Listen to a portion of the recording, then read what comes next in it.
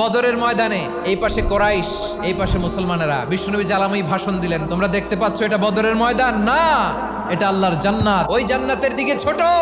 বিশ্বনবীর কথা শোনা মাত্র সাইয়েদনা উমাইর ইবনুল হুমাম বললেন বাখ বাখ, মানে চমৎকার।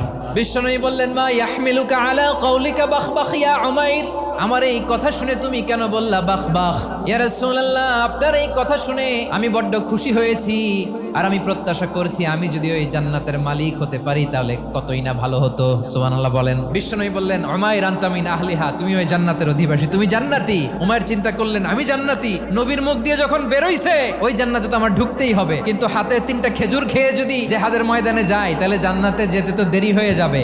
এই চিন্তা আসা মাত্রই খেজুর 3টাকে তিনি ছুঁড়ে মারলেন, তলোয়ার বের করে আল্লাহু আকবার বলে বদরের ময়দানে ঝাঁপিয়ে পড়লেন। আল্লাহর শত্রুদেরকে কচুকাটা করে এক পর্যায়ে শাহাদাতের সুধা পেয়ে নিজেও জান্নাতি হয়ে গেলেন। পড়েন সুবহানাল্লাহ।